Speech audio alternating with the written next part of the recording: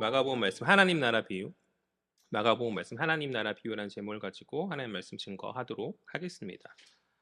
갈릴리에서 시작된 예수 공생의 초기 사역은 많은 사람들의 박수와 환호 속에서 이어졌고 매우 성공적이었어요. 그도 그럴 것이 탁월한 그 주님의 말씀과 더불어서 병자를 치유하시는 치료 사역, 그리고 이제 더러운 영에 사로잡힌 자들을 해방케 하시는 그런 축기 사역까지, 그러니까 성공하지 않을 수 없죠. 않을래 않을 수 없는. 그들은 이제 권위 있고 탁월한 주님의 이런 사역 앞에서 열광하지 않을 수 없었다. 그러나 얼마 지나지 않아 예수께서는 당신의 사역 가운데 당신을 대적하는 무리들을 만나게 되시거든요. 그게 누구입니까? 당대의 종교 지도자들, 바리새인과 서기관들을 위시하는 당대의 종교 지도자들이, 그러니까 주님을 시기함 가운데 주님을 대적하였고, 주님 그들과 여러 논쟁들을 하시죠. 그 대표적인 것이 이제 마가복음에 기록된 5가지 논쟁, 일명 갈릴리 논쟁이라 부르는, 발음이 항상 잘 안 되거든요. 갈릴리 논쟁이라 부르는 이제 5가지 논쟁이 그것인데, 이 논쟁이 무엇인지에 대해서는 이 앞선 강의 설교가 진행되는 가운데 저희가 살펴보았었죠. 뭐 금식 문제, 뭐 정결법 문제 등등 여러 가지들이 있었는데, 논쟁이 5가지만 있었던 게 아니라 많이 있었는데, 이제 그 대표적으로 5가지를 마가가 이제 기록해 놓은 것이죠. 어쨌든 그러한 대적 논쟁들로 말미암아서 이제 예수께서는 사역의 방향을 조금 바꾸시거든요.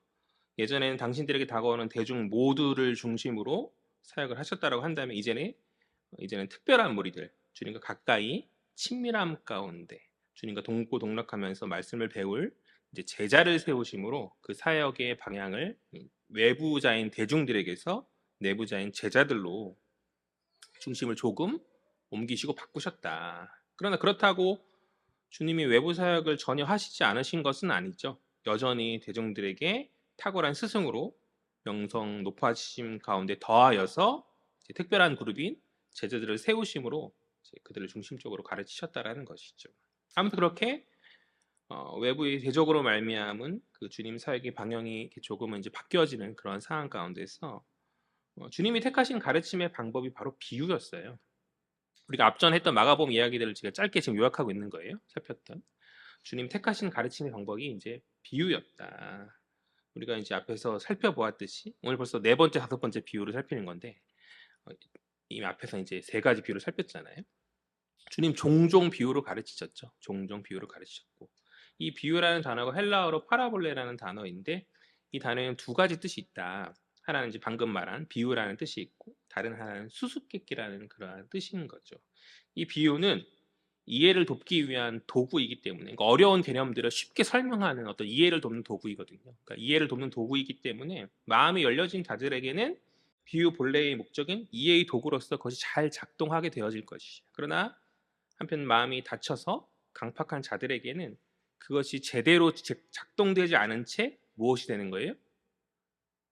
비유의 다른, 파라볼레의 다른 뜻? 수수께끼가 되는 것이다. 수수께끼가. 이중적인 측면이 있다는 것이죠. 그러니까 주님 비유로 말씀하실 때 사람들이 헷갈리게 하려고, 사람들이 잘 것을 이해하지 못하고 모르게 하려고 비유로 말씀하심이 아니죠.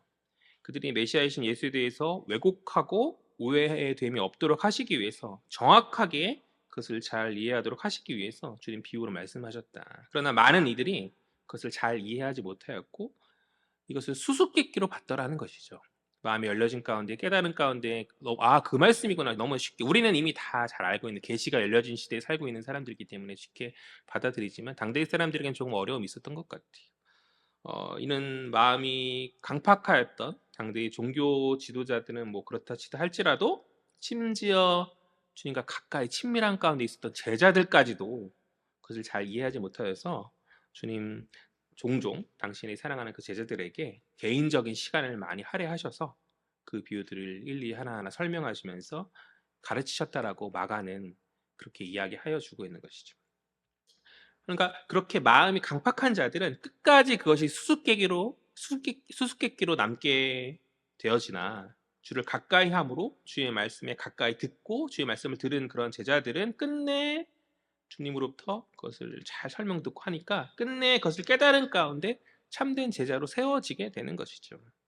아무튼 그러한 맥락에서 예수의 가르침 중 이제 대표적으로 대표적으로 정리된 비유가 이제 바로 4장에 정리된 예수님의 5가지 비유인데 이 비유 아까 말했던 5가지 논쟁 말고도 여러 논쟁이 있었다는 거와 마찬가지로 예수님 5가지 비유만 말씀하셨겠어요? 더 많은 가르침 가운데 여러 비유들을 하셨지만 이제 마가가 5가지만을 이렇게 정리하여 중요하다고 생각하는 5가지를 정리하여 주고 있는 것이죠.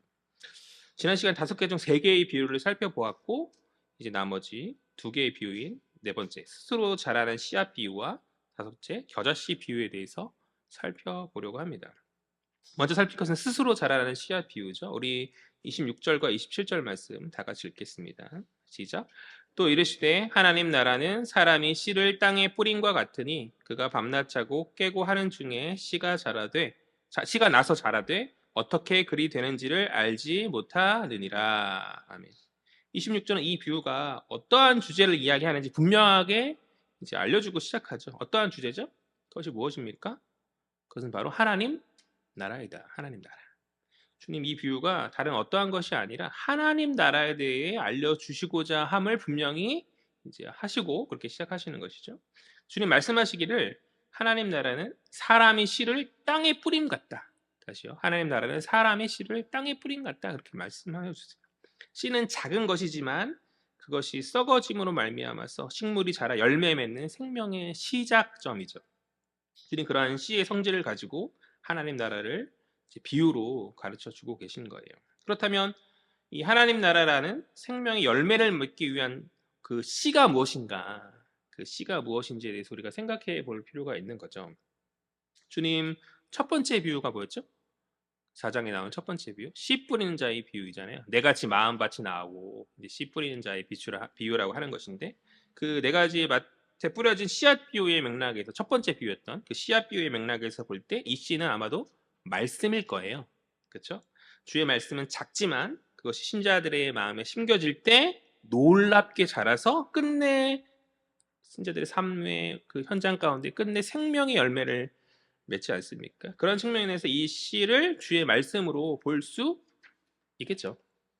하지만 기독론적 관점에서 이 씨를 예수로 보아도 무방하다고 생각합니다. 주님이 십자가의 죽으심으로 땅에 심겨지시나 끝내 부활하심으로 생명의 열매를 맺듯이 그러한 기독론적 맥락에서 이 씨를 예수로 볼 수도 있겠죠. 저는 말씀과 예수를 굳이 나눌 필요가 있나라는 생각을 해요. 주님이 바로 로고스이신 말씀이시고 주의 말씀이 결국 예수에 대한 계시이기 때문에 예수 그 자체에 대한 계시이기 때문에 주님 비유 속의 씨가 말씀과 예수 둘 모두를 말하는 것이 아닌가라고 생각하는데 그래서 이 둘 모두를 아우르는 단어를 생각해 볼 때 저는 복음으로 이해하면 적절한 것 같아요. 복음으로. 복음은 예수에 대해서 말하는 말씀임과 동시에 예수 자체를 전하는 것이기 때문에 이 씨는 바로 말씀임과 동시에 예수이고 즉 복음을 말하는 것이다. 그렇게 이해하면 되지 않을까. 그런데 이 복음이 뭐 예수를 이해해도 되고 말씀을 이해해도 되고 뭐 복음을 이해해도 되고 근데 이 복음의 씨앗이 성경이 어떻게 말하죠? 알아서 스스로 자랐다라고 이야기하는 것이죠. 27절을 보니까 씨 뿌린 농부는 그냥 자고 깨고 할 뿐인데 알아서 자라더라. 그리고 심지어 어떻게 그렇게 자라는지 알지 못한다라고는 어떤 무지를 이야기하거든요. 보통은 복음에 관한 어떤 성장과 부흥을 이야기할 때 사람의 어떤 열심과 헌신 등에 대해서 혹은 그의 마음 자세에 대해서 이야기함이 자연스럽죠. 우리가 지난번에 살펴보았던 첫 번째 비유였던 씨 뿌린 자의 비유 역시 그러하지 않습니까? 듣는 자들의 마음 상태 혹은 그 자세에 따라서 그 밭의 결과가 뿌려진 씨앗의 그 결과가 달라지게 되잖아요. 두 번째 비유였던 등불 비유와 세 번째 비유인 헤아림 비유, 저는 이제 측량 비유다라고 얘기했는데 이 측량 비유 또한 마찬가지이죠. 깨닫고 변화되기 위해서는 등불이신 빛이신 주님을 우리 마음 중심 있어야 될 그 자리에 제대로 두어야 하고 또 더 많이 받기 위해서는 측량 기구인 마음의 되라고 표현했죠. 말이라고도 하고 그것을 크게 해야 더 많이 받듯이 그렇게 신자가 적절하게 제대로 잘 행하는 그것이 바로 열매 맺는 비결인 거죠. 그런데 오늘 우리가 살필 이 네 번째 비유는 그러한 인간적 측면을 말하려 하지 않습니다. 단지 농부는 씨를 뿌렸을 뿐 도리어 인간적 그것이 아무것도 중요하지 않은 것처럼 표현하고 있다라는 것이죠. 무언가 사람의 손길 없이 알아서 스스로 그렇게 자라는 씨앗의 모습에서 우리는 그런 예수님의 의도를 살필 수 있고, 또 농부는 밤낮으로 하는 일이 뭐예요? 개간하고 땅 갈고 물 뿌리고 이게 아니라 뭐예요? 자고 깨고 하는 거죠. 거기서 또 그것을 살필 수 있고, 심지어 어떻게 자라는지 모르는 무지한 그 모습 속에서 우리 인간적 측면이 아닌 다른 무언가를 주님이 강조하시고자 하였다라는 어떤 의도를 살필 수 있다라는 거죠. 그것이 무엇입니까? 그 다른 것이 무엇입니까? 그 다른 것은 인간적인 어떤 사람의 솜씨를 뛰어넘어서는 하나님의 주권적 다스림이다. 오늘 피었다 지는 들풀도 입히신 하나님이 바로 우리가 고백하는 주님의 다스리심 아닙니까? 푸른 하늘을 나는 새들도 먹이시는 하나님이 바로 우리가 고백하는 주님의 다스림 아닙니까? 그러니까 우리가 교회 일들이나 사역을 열심히 감당하며 여러 일들을 하죠. 그런데 한 사역이 마무리되고 정리가 될 때 우리는 보통 어떻게 고백하죠? 지나온 과정들을 되짚어 보면서 이렇게 고백하는 것이죠.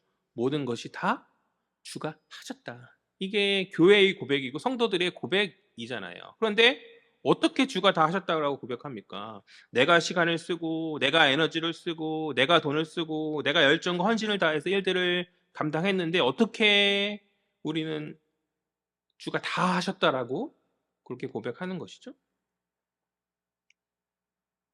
그렇죠.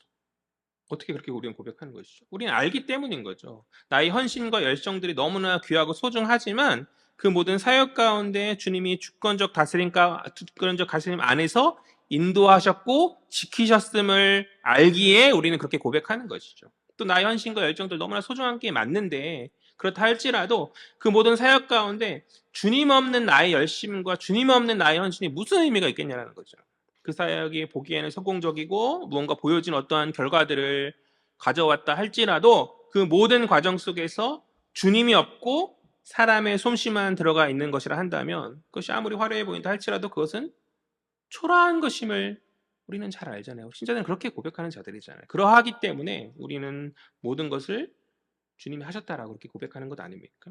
이 고백 안에 주님의 어떤 주권적 인도와 역사를 기대함과 동시에 주의 임재를 구하는 그러한 간절함이 들어있는 것이죠.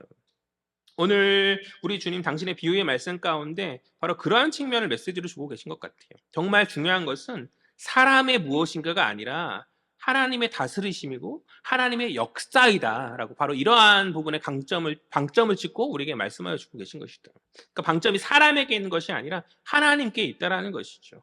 하나님의 나라는 사람이 무언가가 아닌 하나님의 주권적 은혜로 하나님의 주권적 자비와 섭리하심의 다스림으로 세워지는 나라이다. 하나님의 나라는 모든 것을 하나님이 다 하심 가운데 그렇게 성장하고 자라고 열매 맺는 나라라는 것이죠. 우리는 특별히 무언가 한 것이 없는 것 같은데 스스로 자라고, 심지어 우리가 어떻게 그렇게 되었는지는 모르지만 스스로 자라서 열매 맺는 그것이 바로 하나님 나라의 모습이다라는 거예요. 그러하니 우리가 이 땅에서 사람들에게 거절당해서 또 버려지고 썩어지고 그렇게 되어지는 것에 실망할 필요가 없는 거죠. 우리가 전하는 복음이, 우리가 전하는 어떤 전도의 그런 미련한 그 사역이 무의미하게 무시당하고 버려지고 썩어지는 것이 아닌가라는 생각이 들 때가 종종 있어요. 많이 거절당하는 상황 가운데 전한 그것이 때로 무가치한 것처럼 여겨지고 열매가 요원해 보일 때가 얼마나 많이 있습니까? 그러나 그것이 무슨 상관이 있냐라는 것이죠. 결과는 나의 몫이 아니다. 주님의 책임이고 주님이 다 하시는 일이라는 거죠. 내가 무가치하다 여기는 그 작은 전함이, 그 작은 전도함이 끝내 땅에 썩어져서 어떠한 열매를 맺을지 우리가 어떻게 알겠냐는 거예요. 내가 어린 시절 전했던 뭐 대학 시절에 뭐 낙도 가서 뭐 아이들에게 주일학교 전하고 그 아이가 어느 날 자라서 선교사가 될 수도 있고 목사가 될 수도 있고, 나는 모르지만 그렇게 스스로 자라서 하나님 신실한 신자가 될지 어떻게 알겠습니까? 모르는 것이죠.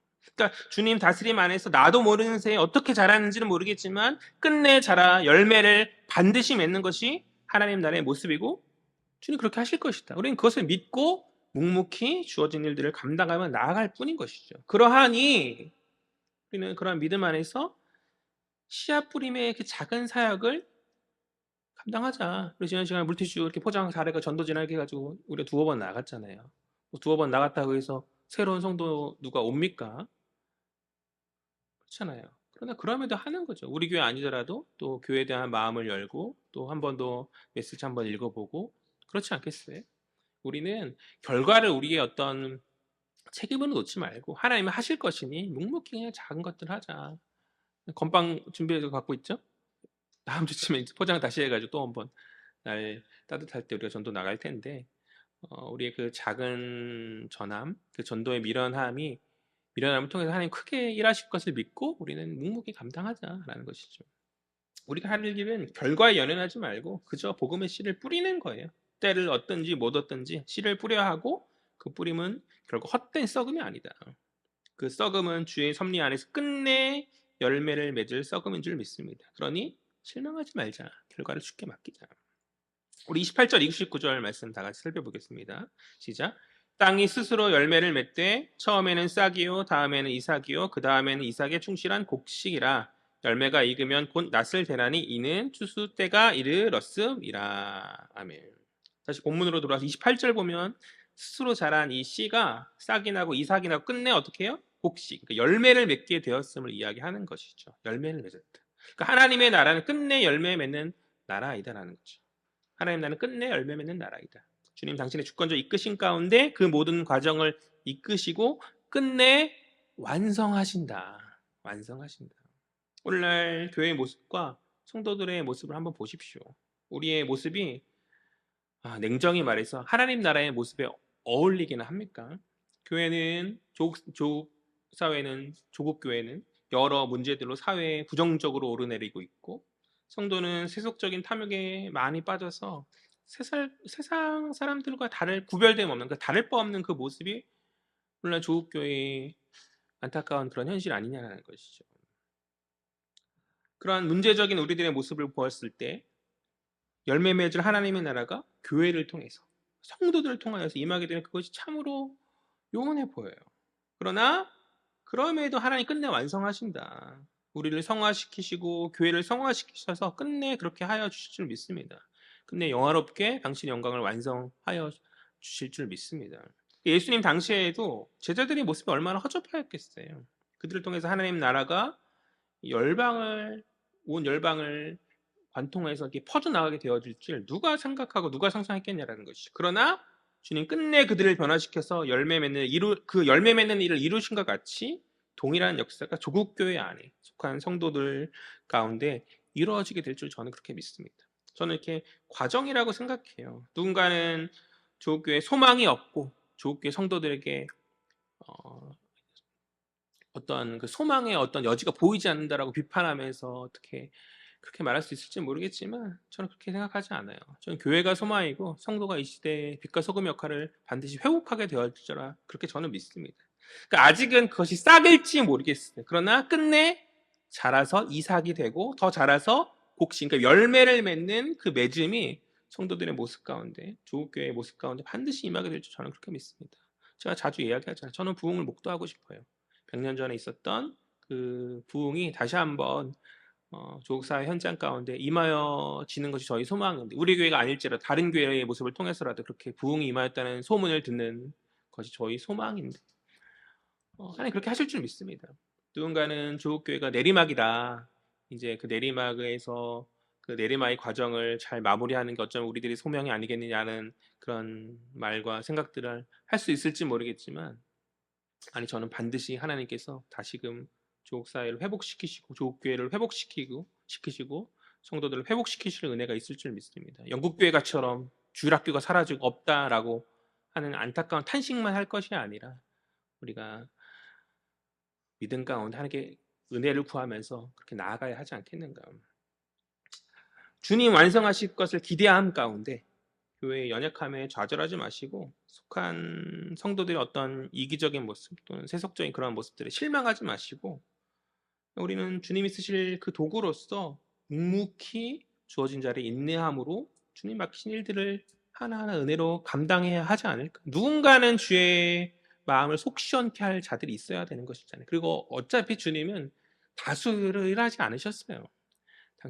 당신을 사랑하고 정말 중심으로 나아갔던 소수의 사람들을 통해서 당신의 사역을 이루셨잖아요. 그 놀라운 일들이 우리를 통해 이루어지면 더욱 좋겠고 또 조국교회 누군가를 통해서도 이루어지는 그 은혜가 있기를 간절히 소망합니다. 그러니까 툭하면 삐져서 교회 떠나고 자리만 나면 어떤 교회들을 비판하는 그 자리에 앉는 그러한 모습들이 성도들의 모습과는 너무나 비일비재한 것 같아요. 그것이 아니다. 그것이 아니다. 조국교회의 비참한 현실을 바라보면서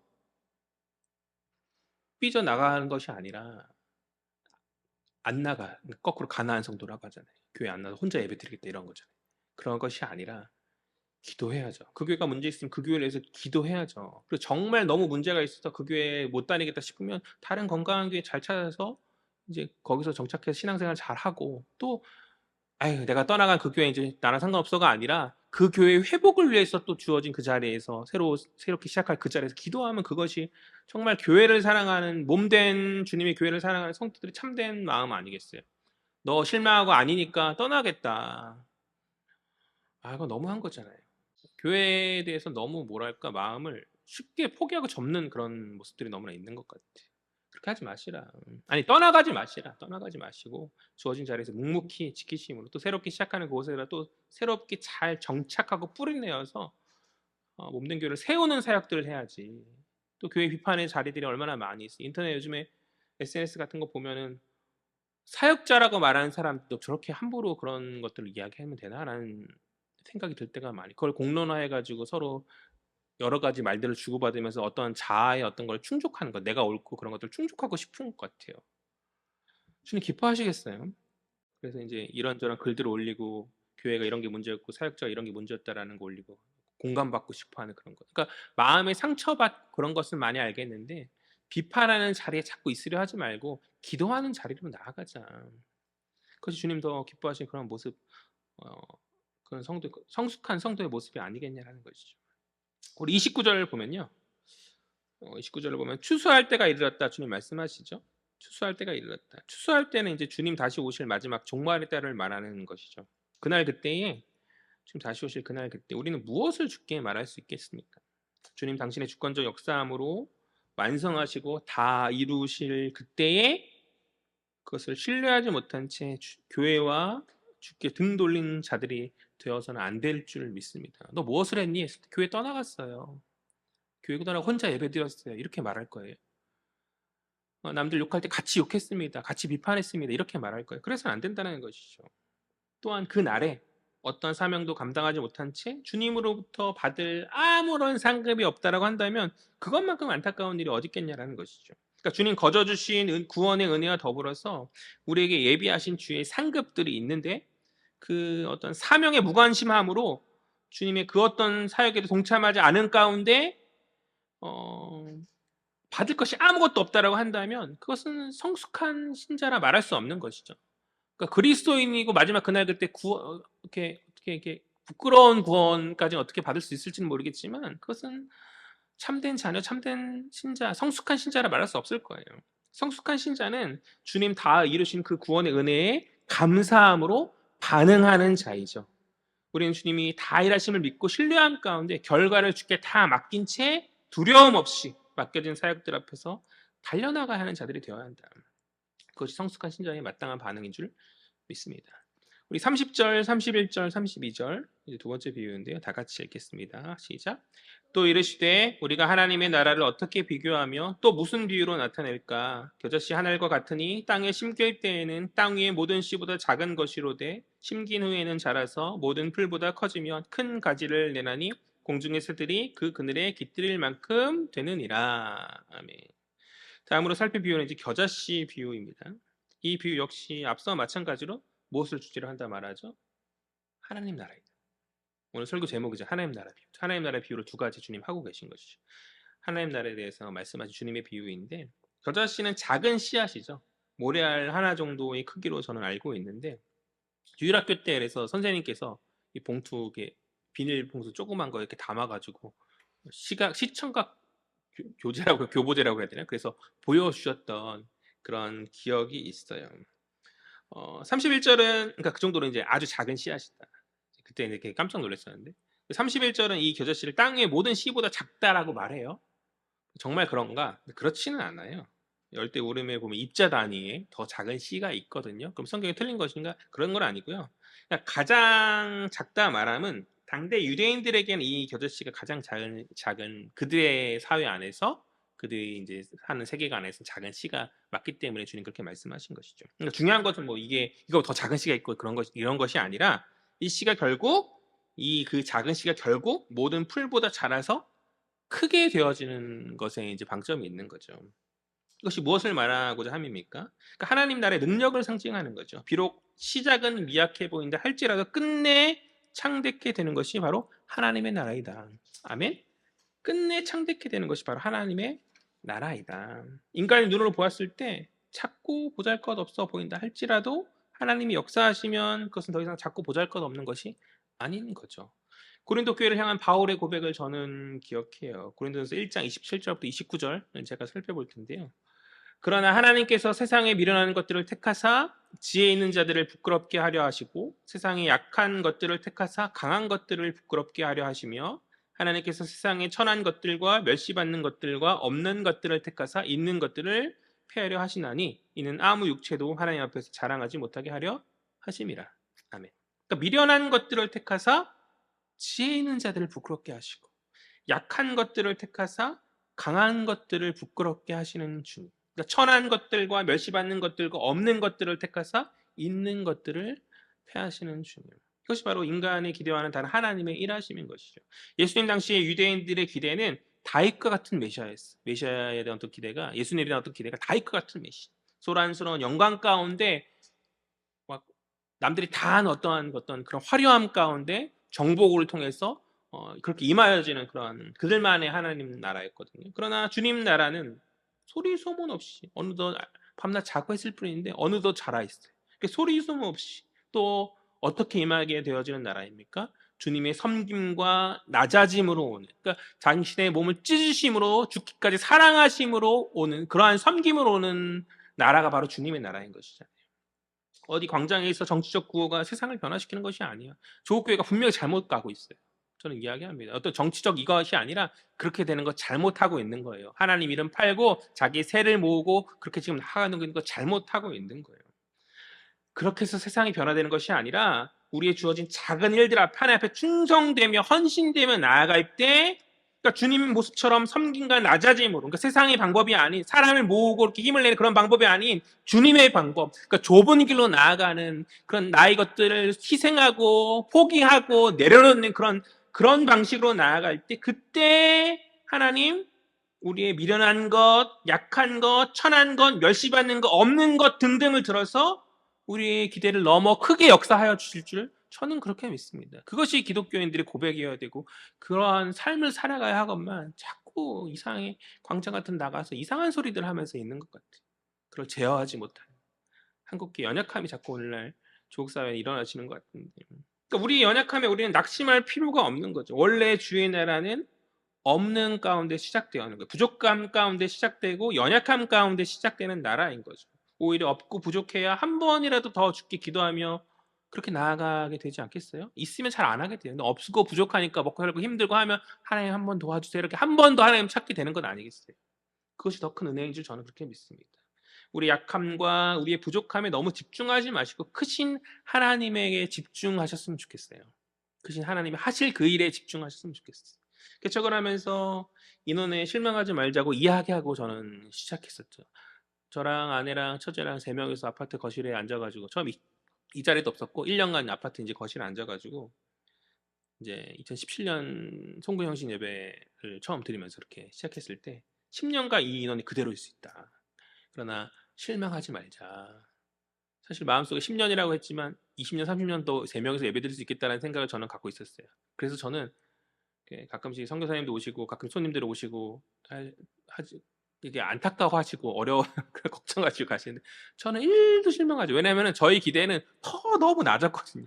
그냥 3명이서 10년, 20년 갈 수 있다. 우리끼리 예배드려 끝낼 수 있겠다라는 생각이 저희 마음이었어가지고 그때 이제 그렇게 이야기했었던 거죠. 감사하게도 3명은 아니에요. 3명 그대로는 아니지만 여전히 저희 교회는 개척교회고 적은 인원이고 미자립의 그런 모습인 상태이죠. 그러나 우리의 작음과 부족함에 집중하면 놓치는 거죠. 무엇을 놓칩니까? 주님의 도우심과 은혜들을 놓치게 되는 거죠. 그러니까 오히려 부족한 것이 많으니 거꾸로 생각해요. 주님께 받을 게 많은 거죠. 이미 있는 사람도 더 받을 거 없어요. 이미 다 주셨기 안에 채워져 있기 때문에 주님 더 개입하시 주실 것이 없는데 우리는 부족하고 너무 채워질 게 많아서 주님 받을 게 더 많은 건 아니에요. 그리고 이미 많이 받았어요. 저에게 개척한 벌써 7-8년 돼 가나요 벌써? 꽤 오래 돼 가고 있는데 하나하나 뭐 재정적으로 크게 막 어떻게 이렇게 왔음에도 불구하고 막 크게 어려움을 아직까지 느껴본 적은 없고 어떻게든 그게 문제가 다 이렇게 딱 필요한 만큼만 채워주셔서인지 모르겠는데 아직까지 큰 문제 없었고 또 부족하다 싶을 때 아내가 기도하면 누가 와서 채워주고 또 부족하다 싶으면 또 누가 와서 뭐 해주고 난방기 달아주고 뭐 책상 사주고 뭐 이렇게 뭐 중간중간에 뭐 TV도 달아주고 뭐 그래서 저는 사실 개척기 하면서 남보다 많이 도움받았다라고 그렇게 생각하고 있어요. 하나님 크신 은혜를 채워주셨다라고 저는 그렇게 생각하거든요. 다 채워지고 부족한 것 없으면 이런 고백들이 나올 수 있겠냐는 거죠. 없이 시작해서 이렇게까지 하나님 인도하여 주셨구나. 그러니까 하나님이 다 하셨다라는 고백이 절로 나아지게 되는 것 같아요. 제가 열심으로 나름 뭐 아내가 또 헌신하고 뭐 이런 것들이 뭐 없었겠어요. 그런데 그럼에도 하나님 다 하셨다라고 우리는 고백할 수밖에 없게 되는 것 같아요. 그러니까 부족한 가운데 채워주시고 인도하여 주셨음을 저는 잘 알기 때문에 이런 고백이 나와지게 되는 것 같아요. 미약하나 창대케 될 주님의 은혜를 우리는 기대하며 나아갈 때 주님 반드시 채워주신다. 저의 고백이고 또 앞으로 우리 교회가 지속적으로 고백하게 될 고백이 되어질 줄 저는 그렇게 믿고 또한 속한 성도들 역시 삶 가운데서 그들의 어떤 삶의 어려움과 문제들 앞에서 하나님 그렇게 역사하여 주신 가운데 그렇게 믿음으로 고백하게 될 고백일 줄 저는 그렇게 믿습니다. 아멘. 미약하나 창대케 하여 주실 주님이시다. 계속해서 32절을 보니까 그것이 얼마나 커지냐 하니까 공중의 새들이 깃들일 만큼 커진다라고 이야기하고 있어요. 32절을 보니까. 그냥 구약의 관점에서 공중의 새는 이방인들을 상징하는 거예요. 하나님 나라가 놀랍게 성장하고 커지는 그런 나라인데 그것은 유대인들을 넘어서 이방인들에게도 안위와 평안을 주는 나라라는 것이죠.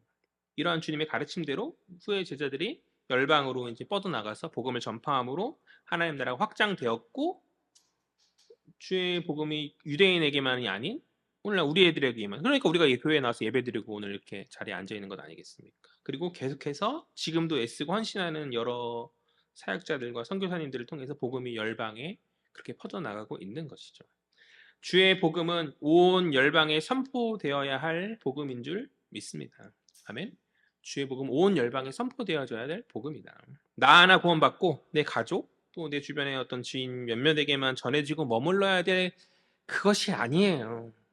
우리 모두 온 열방이 하나님 나라의 그 그늘 아래에서 평안을 누리며 안위받을 그날을 꿈꾸며 기도해야 하는 줄 믿습니다. 개척하면서 마음이 안타까웠던 것은 조국교회가 개척을 이제 남의 교회 일로 좀 생각하는 경향이 있다라는 거예요. 심지어 어떤 목사님은 성도 뺏길까봐 이제 걱정하면서 저를 견제했던 목사님이 있어요. 뭐 그럴 생각이 전혀 1도 없었는데 저는 이제 시작할 때 아무 도움 없이 정말 저랑 아내 교회 수평이동이 무슨 의미가 있냐 저랑 아내 그리고 처제 이렇게 세 명만 가지고 시작했던 거예요. 누구 부르지도 않았거든요. 그런데 그런 의도가 전혀 없었음에도 불구하고 빼갈까봐 걱정하고 견제하다. 그래서 개인적으로 좀 상처고 실망도 있었는데 물론 이제 여러 도우심도 많이 있었지만 좀 뭔가 남의 일처럼 생각하는 너의 교회 일이지 라는 그런 모습들을 저는 좀 봐왔던 것 같고 그리고 어, 사실 그 하나님께서 도와주셨던 교회들을 통해서 여러 도움들이 제가 기대했던 교회들의 도움이라기보다 전혀 뜻밖의 교회 저랑 상관이 없이 하나 건너에 누군지 알지 못한 어떤 성도 이런 식의 도움이었었어 가지고 저는 개척교회에 대한 어떤 조국교회의 그런 인식들이 참 안타깝다라는 생각을 좀 하거든요. 나라 밖에서 복음을 전하는 것을 뭐라고 하는 것이죠? 선교를 하는 거예요. 나라 안에서 복음을 전하면 전도를 하죠. 나라 밖에서 복음을 전하면 선교를 하는 것이죠. 마찬가지로 성도들에게 이 선교가 마치 남의 일인 것 마냥 생각하는 경향성이 좀 있는 것 같아요. 이 선교라는 두 글자가 척박한 조국사 안에서 현실을 살아가는 성도들에게 무언가 조금 먼 사명이고 거리가 먼 그런 먼 말이 아닌가. 왠지 그것은 나의 사명이 아니고 우리 선교사님 같은 어떤 특별한 사명을 받은 사람만이 해야 되는 그런 일들로 생각하는 그런 모습들이 있는 것이 그러나 그렇지 않다. 선교는 교회의 사명이고 모든 성도들의 사명인 줄 믿습니다. 주님 마지막 승천하시기 전에 하셨던 말씀이 모든 민족을 제자 삼으라고 말씀하시죠. 옆에 내 가족, 내 주변의 지인들을 제자 삼으라고 말씀하지 않으세요. 모든 민족을 제자 삼으라고 말씀하시죠. 그러니까 땅 끝까지 복음 전함이 교회와 성도의 마땅합니다. 마땅한 사명이다. 우리 헤아림 교회는 여전히 자립교회가 아닙니다. 그러나 여전히 적게나마 탄자니아, 필리핀, 헝가리 이렇게 선교로 후원하고 있어요. 그렇게 후원하는 것은 바로 이러한 이유 때문에 그래요. 그러니까 능력이 되면 이제 끝까지 제가 포기하지 않고 더 많이 하고 싶어요. 사실 지금은 약소하게 하고 있는 것이고 한 5만 원씩 이렇게 하고 있는데 약소하게 하는 것이고 더 많이 하고 싶어요. 선교사님들이 이제 기도 편지 보내실 때마다 주일날 읽고 나눔은 함께 기도하고 조금이나마 그분들의 사역에 관심을 갖고 동참하기 위함인 것이죠. 사실 이제 굉장히 많이 기도 편지를 헝가리 최영경 목사님 보내주셨어가지고 다 예배 끝나고 다 읽기가 너무 시간이 많이 걸려가지고 그래서 굳이 다 읽을 필요 있냐 홈페이지 올리고 이제 읽어보시라 이렇게 말하면 되지 않겠냐라는 이야기를 아내가 잠깐 나누기도 했었는데 그럼에도 굳이 다 읽는 것은 조금 마음을 쓰고 또 정말 기도하는 가운데 그래서 계속 읽을 생각 그렇게 하는 게 저희 생각인 거거든요. 그게 저 하나의 생각이 아니에요. 저 하나의 소망이 아니라 교회의 철학이고 교회의 사명이었으면 좋겠어요. 우리가 정말 선교를 해야 되는 자들이다라는 그런 어떤 마음의 중심이 우리 가운데 있었으면 좋겠어요. 매달 3만 원씩 갯돈 모으고 있어요. 내년에 이제 내후년쯤에 이제 필리핀 안성환 목사님 새롭게 건축한 그 교회에 이제 가보려고. 저번에 이제 안성환 목사님 오셨을 때 목사님 이제 웃으면서 얘기해요. 그거 모아서 필리핀 가는 것보다 그냥 그거 모아서 드리는 게 도움되지 않겠습니까? 라면서 제가 웃으면서 그렇게 이야기했는데 가봐야 하죠, 가봐야. 예, 가서 이제 보고 돕는 것과 그냥 보지 않은 채 얼마가 일정 돈만 보내는 그것은 전혀 다른 것이라고 저는 그렇게 생각하거든요. 그러니까 하나님의 나라 일들이 인간적 생각으로 되어지는 나라가 아니잖아요. 좀 약간 비효율적이라 할지라도 직접 보고 우리가 마음으로 중심으로 기도할 때 하나님 더 크게 역사하실 거라 저는 그렇게 믿거든요. 그 이야기에 이제 안성환 목사님도 이야기에 나눌 가운데 동의하셨고 이제 오라고 하신 가운데 열심히 이제 모아서 이제 하고 있으니까 기회 되면 이제 가 봐야죠. 온유가 이제 태어나가지고 아직 이제 안 태어나고 이제 좀 있었으면 벌써 몇 번 갔다 왔을 것 같기도 한데 그래서 이제 제가 시기와 어떤 그런 것들을 보고 있는데 그리고 아직 덜 모였어요. 아직 300이 조금 안 되는 정도 모이긴 했는데 어쨌든 간에 교재 중에 이제 안 목사님이 건축하신 가운데 그 땅을 사셨는데 장로님이 현재는 무상으로 주신 건데 사실 그거를 이제 값을 치러하셔야 되는데 그게 2천만 원이라고 했었나요? 2천이었나 5천이었는데 제가 이제 가물가물한데 그 사이였었던 것 같아요. 저는 부담감이 있었어요. 지금도 여전히 부담감이 있어요. 근데 지금 이제 저희 교회 여력이 되는 교회가 아니어가지고 지금 할 수 없는 일인데 언젠가 능력이 되고 여력이 되면 저는 조금이나마 그 건축 그 땅의 값을 우리 해안의 교회가 치렀으면 좋겠다는 생각을 해요. 하나님 허락하실지 않으실지 잘 모르겠지만 어, 하나님 은혜 안에 주어질 때 제가 이 마음 잃지 않고 나아가서 이렇게 그렇게 채워지는 은혜가 있었으면 좋겠다. 저만의 부담감이 아니었으면 좋겠어요. 그러니까 개척할 때 우리가 받은 마음의 그 상처가 있죠. 남의 일처럼 생각하는 그 선교사님들도 얼마나 더 많이 그런 상처들을 많이 받겠어요. 선교를 남의 일처럼 생각하는 그런 교육의 그런 모습들 앞에서 우리 교회는 그렇게 생각하지 않았으면 좋겠다. 마음의 부담감을 가지고 같이 기도해 주자. 오늘 이미경 선교사님 오셨어요? 저희 잘 모르겠지만 헤아림 교회는 초창기 개척했을 때 몇 번 오셨고 한 2번 정도 오셨던 것 같아요. 그때. 그리고 이제 두 번째 텀으로 5년, 6년 지난 타임에 지금 오셔가지고 그래서 이제 선교사님이 오셨을 때가 저랑 아내랑 이제 처제 3명밖에 없을 때 오셨어가지고 그때 장로님 가끔 한 분이 이제 돌아가셨어요. 지금 그 장로님이 이제 돌아가셨는데 그때 이제 한 4명 이렇게 앉아 있을 때 오셔가지고 걱정만 하시다가 가셨던 것이 제 기억인데 그래서 이제 안성환 목사님 직접 우리야 이야기하고 교제하고 우리한테 한창 동안 예배 드렸어가지고 심적인 거리가 좀 가까운데 이제 이미경 선교사님 같은 경우는 제일 먼저 오셨음에도 좀 심적 거리가 성도님들에게는 좀 있을 거라. 저에는 가까워요. 왜냐면 저 대학 때부터 알고 지내던 선교사님이시고 저희 이제 결혼식 때도 오셨던 분이셔가지고 가깝지만 심적 거리가 좀 있었는데 오늘 이렇게 와주셔가지고 우리가 일단 식사하고 교제하면서 좀 더 마음의 거리를 좀 가깝게 하고 또 우리가 기도했지만 앞으로도 기도할 것이지만 좀 더 간절히 기도할 수 있게 되지 않겠나, 간절히 기도할 기회가 되지 않았나라는 생각을 합니다. 전에도 얘기했는데 우리 하나님 교회가 한 100명 정도의 선교사님 후원하는 교회가 되었으면 좋겠어요. 딱 3명 선교사님 후원하고 있는데 한 100명 정도 선교사님 후원하고 또 3명 정도의 선교사님을 직접 선교지로 파송해서 그 교회를, 그러니까 3교회 정도를 세우는 그런 어떤 세우는 교회가 되었으면 좋겠다는 게 저의 소망인데, 저 하나의 소망으로 그치는 것이 아니라 우리 헤아림 교회의 비전이고 헤아림 교회의 소망이 되었으면 좋겠습니다. 우리가 그것을 위해서 기도하며 나아갈 때 주님 우리의 미약함을 들어서 크게 역사하여 주실 줄 믿습니다. 아멘. 성경에서 오셔서 하는 얘기가 아니라 제가 벌써 여러 번 이야기했잖아요. 3명 정도의 교회를 세우고 파송하고 또 100명 정도, 뭐 더 하면 좋죠. 그런데 이제 저희 일단 1차적으로 그게 저희 소망이거든요. 이 선교의 일들을 우리가 남의 일이 아닌 우리의 일로 여기고 함께 기도하고 나아가자. 우리 자금에 연연하지 말고 주님 크심을 바라볼 때 우리가 못할 일 무엇이겠어요? 못할 일 무엇이겠어요? 교회가 힘들면 능력된 성도 당신이 하십시오. 선교사 100명 파송하는 거 뭐 한 명당 10명씩만 맡으면 뭐 어렵겠어요. 그렇죠? 10명 힘들어요? 한 명당 한 명씩만 맡아도 되겠구만. 그죠?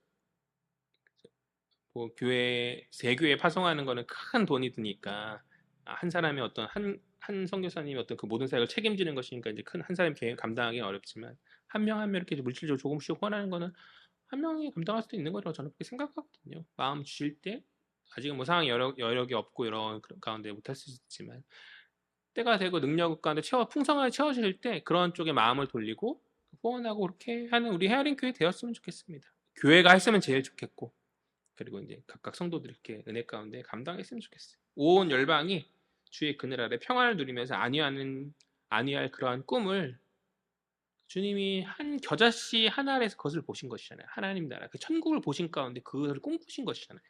우리 역시 동일한 꿈을 꾸며 나아갔으면 좋겠습니다. 동일한 꿈을 꾸며 나아갔으면 좋겠습니다. 말씀을 정리합니다. 예수님이 5가지 비유의 말씀 중 4번째, 5번째인 2가지 하나님 나라의 비유에 대해 살펴보았어요. 먼저 첫 번째, 하나님 나라는 주님의 주권적 역사 안에서 그 다스림 안에서 자라는 나라이다. 씨앗이 스스로 자라듯 주님 나라의 확장은 인간의 어떤 성취가 아닌 하나님의 역사 안에 이루어지는 것인 줄 믿습니다. 우리가 고백할 것은 하나님이 다 하셨다인 거죠. 우리 하나님이 다 하실 그것에 숟가락 얹는 거예요. 숟가락. 결과에 연연하지 마시고 담대하게 모든 결과의 완성을 주께 맡기며 주님 그러하셨듯 썩어질 씨가 되어서 묵묵히 땅에 뿌려지고 심겨지게 될 때 우리를 통해서 주님 당신의 나라를 놀랍게 이루실 것이다. 어느덧 성장했고 어느덧 부흥에 있는 놀라운 은혜가 있기를 간절히 소망합니다. 다음으로 하나님 나라는 능력 가운데 창대케 될 나라이다. 하나님 나라는 주님의 능력 가운데 창대케 될 나라이다. 작은 겨자씨가 놀랍게 성장하듯이 주의 나라는 끝내 확장되고 완성되어질 것이다. 우리 연약함에 집중하지 말고 크신 주님을 바라보자. 시작은 미약하나 나중은 심히 창대케 하실 주님의 능력을 기대할 때 주님 은혜로 우리에게 풍성히 채워주실 줄 믿습니다. 세 번째, 주님 작은 겨자씨에서 하나님 나라, 천국을 보셨어요. 공중 나는 새들이 평안히 쉴 그것을 보신 것이죠. 우리 역시 주님의 시야로 교회에게는 복음의 사명이 있습니다. 열방을 향한 복음의 사명. 우리가 그것을 바라보며 나아갔으면 좋겠어요. 남의 일이 아니라 그 복음 전함의 사명, 그 선교의 사명, 그런 모든 것들이 남의 일이 아니라 우리의 일이고 교회의 일이다. 지금 당장 겨자씨같이 작고 연약하나 열방을 품은 그늘을 가진 거목으로, 열방을 품을 큰 그늘을 가진 거목으로 우리가 자라나서 섬기는 자로서 서는 우리 헤아린 공동체 되기를 주의 이름으로 간절히 소망합니다. 바라기는 우리 헤아린 공동체가 주님 가르쳐주신 하나님 나라를 마음에 새기며 나의 연약함이 아닌 끝내 완성하시고 창대케 하실 주님의 크신 능력을 믿음으로 바라보는 은혜가 있기를 주의 이름으로 간절히 소망합니다.